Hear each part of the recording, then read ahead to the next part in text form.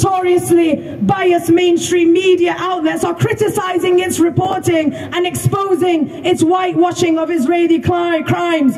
This complicity is historical and continuous, and it is our duty to put an end to it. When it comes to the bloodshed of Palestinians, we know this complicity did not start on the 7th of October. It did not start in 1967. It did not even start in 1948, because 57 massacres were committed by Zionists in the 11 years prior to 1948, killing over 5,000 Palestinians even before the establishment of the so-called settler state of Israel. Murders that were swatted away by the media, by the BBC as mere conflict, a land dispute. How many more massacres must Palestinians suffer?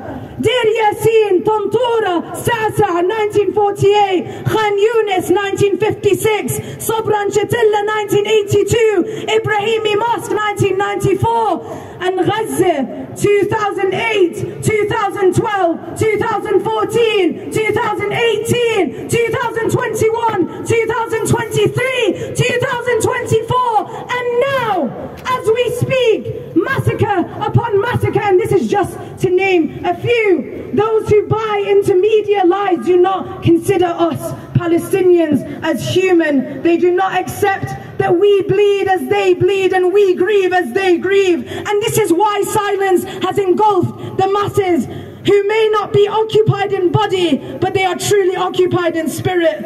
And the importance of speaking out cannot be diminished, it cannot be downplayed. And this is why the Zionist regime shut down the Al Jazeera bureau in Ramallah, because they fear truth and we embrace it. So I say this: may the linguistic limbs of biased Western media conglomerates be ripped from them, just as the Zionist regime they so shamelessly prop up have been ripping the limbs of the bodies of Palestinians in Gaza. And to echo the words of Kanafani, we must support the steadfastness of Gaza, and not only must we support it, we must channel it, we must allow it to inspire us with defiance, and above all, we must resist, and we will resist. سنقاوم سنقاوم سنقاوم لحتى نشهد حرية فلسطين من النهر للبحر.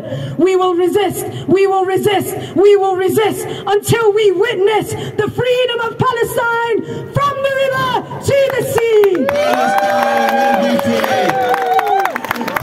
Thank you so much.